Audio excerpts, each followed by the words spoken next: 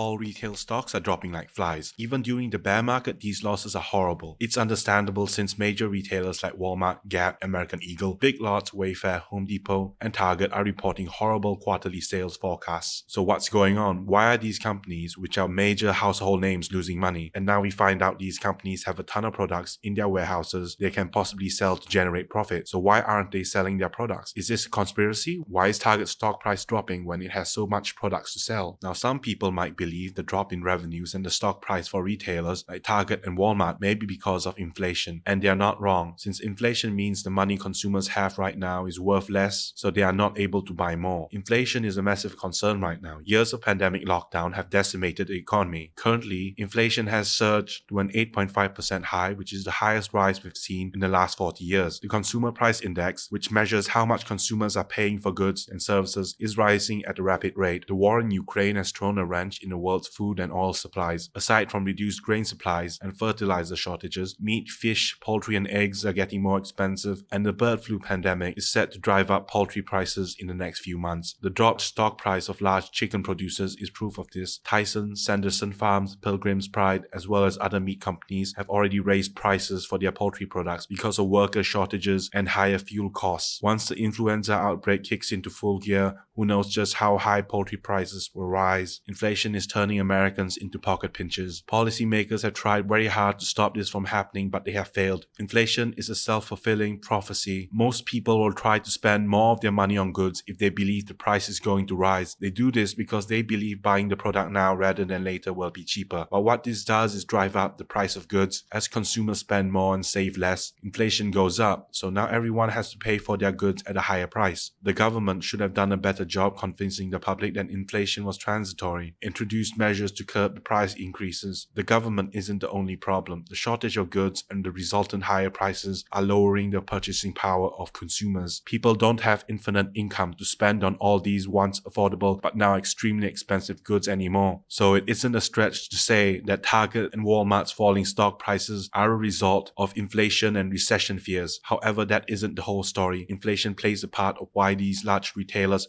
aren't as profitable as they used to be. The real truth is much more complicated and involves a lot of bad luck and a pinch of greed tossed in. So why are retailers struggling even though they have excess inventory? Can't they just sell them? It just doesn't make sense. Look at the stock prices of Target and Walmart. They've dropped so much in the last few months. To understand why that's happening and why retailers are struggling right now, we have to go back to the pandemic. Between 2020 and 2021, the pandemic was in full swing. People were forced to stay at home. Unemployment was at an all-time high, and people were having the worst time of their lives, except for the retailers. Big box retailers like Target, Walmart, Best Buy, and Home Depot saw their sales skyrocket as the pandemic created a shift in consumer behavior, forcing them to buy through online stores. Retailers who had an e-commerce platform profited greatly as shoppers stuck at home could only buy their groceries and daily necessities through online shops. They had no choice, and retailers cashed in. That was why revenues at these large retailers were so high when large companies in other industries were so low during the pandemic. Target alone got $25 billion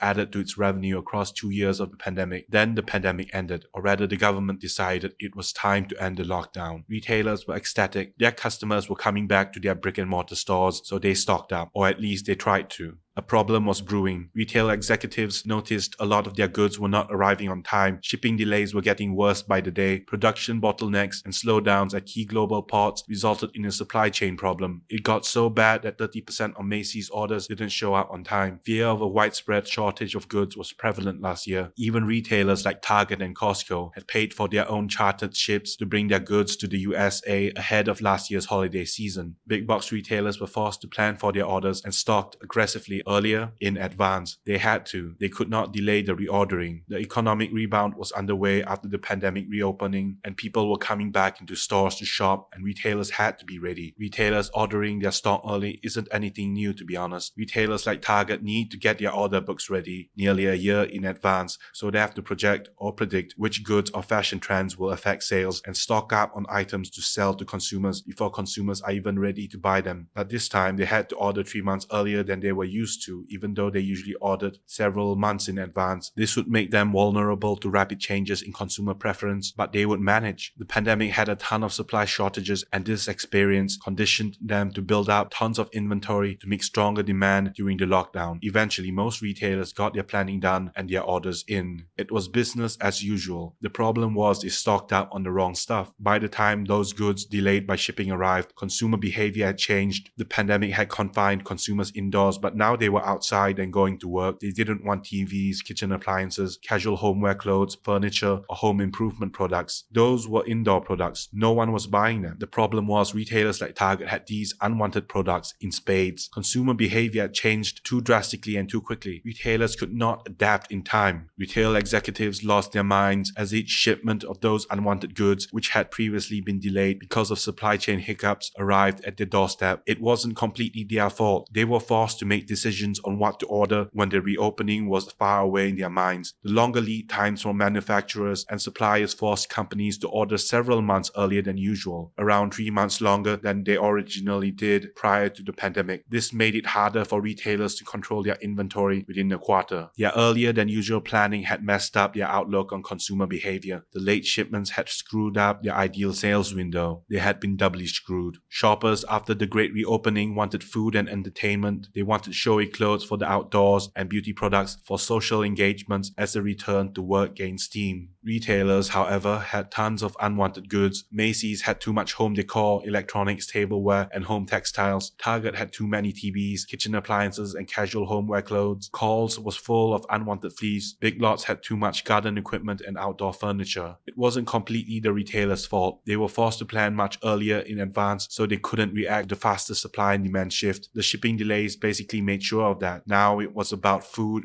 entertainment, travel, luggages, concerts, cosmetics, and dining out. Consumers wanted outdoor products. Most retailers have an inventory glut right now. All of them have excess inventory that no one wants to buy. Target has a $15 billion inventory, which was 43% higher than a year ago. Others like Abercrombie and Fitch have 45% higher inventory, while American Eagle Outfitters saw an inventory jump of 46%. Walmart saw a rise in 33% in inventory. Big Lots said its inventory levels rose by 40%, while Kohls' inventory was up by 40%. Retailers like Target saw their stock price drop drastically because they had to cancel orders and start discounting their goods. Canceling orders would result in additional fines from suppliers, while discounting items reduced the profitability of each sale. But the damage had been done. They had to start fixing their problems. To make matters worse, because of the inflation, people were switching to discount stores for their daily necessities instead of the big box retailers they were used to buying from. Signs of inflation driving down demand could be seen everywhere. Walmart's customers were so pinched by soaring food and fuel prices that they bought fewer items overall. Plenty of people were buying half a gallon of milk instead of a whole gallon. Inflation and fears of a recession were turning discretionary buyers who usually bought stuff they didn't need into picky consumers and penny pinchers. No one had any money to spend on excess inventory from these retailers. So why is retail management panicking about revenue when they have so much inventory? The short answer is big box retailers bought too much of the wrong stuff. Retailers are in trouble and they have a lot of products to sell, but customers aren't buying. But can't they just keep the products and then sell them slowly, you may ask? No. If a retailer's inventory levels are too high, it means they are tying up company funds in useless products, money they could have used to invest elsewhere in the business. So what are retailers doing in response to their inventory glut and the excess stuff no one wants to buy? Target's CEO promised to sell all of the excess inventory by the end of the year. To stop its stock price from dropping, Target had to boost its quarterly dividend by 20% so investors would stop selling their stock. Walmart is stocking up on half-a-gallon milk bottles so consumers can buy the cheaper version. Retailers are switching from selling brand name goods, turning their focus onto sales of their cheaper private label products, especially in categories like deli and lunch meat, which is a great strategy since clothing retailers like Kohls reported their customers were choosing to buy cheaper private label brands instead of premium staples like Calvin Klein and Levi's. Dollar General is introducing more $1 items, and cosmetic companies like Elf Beauty have stopped raising prices. prices. Shoppers are buying fewer things per visit, so retailers need to adapt to their new reality. It was time to break out the old markdown gun. Retailers like Target had to pile them up high and sell them low. Most retailers like Target and Walmart seem focused on launching massive discounts on the inventory that no one wants. Not all items will be on sale. Walmart and Target's promotions will be on stuff consumers don't want to buy or have a lower priority on buying because of the not so transitory inflation predicted by Jerome Powell. Most retailers are discounting their items and keeping only a few to sell when seasonal trends set in. What retailers like Target should have stocked up on was actually household essentials, back to school supplies, beauty items, and groceries. Retailers should have sold out of their springtime merchandise by now, but the shelves are full, so they can't stock the shelves with items people actually want to buy. To make matters worse, all the other retailers are facing the same problem, so they are going to start discounting everything soon. However, how are retailers supposed to show they have something worth buying at a discount when everyone's doing a wholesale at the same time? Target and Walmart are drowning in inventory, but not all retailers are in the same pickle. Some like TJX and Burlington were set to take advantage of this inventory glut. The only retailers happy in this situation are the discount stores and the vultures of the retail industry, basically TJ Maxx, Marshalls, and Sierra, which are closeout stores. These closeout stores are having a field day, feasting on the excess goods piling up in warehouses everywhere. TJ Maxx and Burlington are what we call closeout stores. A closeout store is a shop which specializes in buying closeout items wholesale from other retailers like Target and Walmart before reselling them to consumers at lower prices, which means if Target, Walmart, and other big box retailers are unable to sell their products to consumers, then they will be forced to sell it to closeout stores like TJ Maxx and Burlington. Now, Target doesn't need to sell to closeout stores like TJX, but what's the alternative? Leave those unsold items on the clearance rack, clogging up valuable shelf space which could have been used to sell other products that people actually want to buy? No, Target and Walmart have to find a way to get rid of all those excess undesirable stock, and one way is to just sell it off to closeout retailers like TJX. This way, TJX gets spanking new merchandise on their aisle while Walmart gets a pittance to cover what they owe to suppliers. Big box retailers have to do this because if inflation gets worse, customers will flock to discount stores like Dollar General and TJX to get their groceries, goods, and clothing. So holding excess inventory for a long time when customers are shopping at other discount stores is dangerous. TJX and other closeout stores like it are sitting pretty. TJX stores are places where people go to find bargains. They typically carry less popular brands, but the kicker is you have a lot more choice to choose from. They have tons of different clothing, beauty, and home products available at all times, so it makes sense for TJX to take a risk by buying excess inventory because 1, they are a discount store, so more stock is always welcome, and 2, stores like TJX have perfected the ability to shift whatever is in their stores based on what consumers are buying. No one can do it quite like they can, so no one can profit the way they do. The low prices and sheer variety of stuff they may or may not want is what customers expected from TJ Maxx and closeout stores from the start. The typical TJX shopper will spend a lot of time in the store browsing around, which is completely unlike other big box retailers which carry less brands, so consumers already know what they want in advance and spend less time in store. Discount retailers like TJX already have lower margins than traditional retail, so more inventory just means more choices for the consumer. At times of crisis, when the economy is experiencing an inflation and recessionary spending patterns are about to emerge, TJX is poised to capitalize on the inventory glut and inflation as consumer spending shifts in their favor. So perhaps, understandably, TJX stock is up this month. Now, none of the big box retailers want to sell at a loss. Promotions and discounts always hurt their bottom line and their profit margins are thinning, but they don't have any other options unless their own customers buy their unwanted products. So expect tons of brand new items on sale this summer. You don't even need to wait that long. Discounts and markdowns on goods have already begun, but the best discounts will come in the summer when consumer confidence is higher. The question is, are you willing to buy stuff you don't need at a cheaper price when inflation concerns are rampant?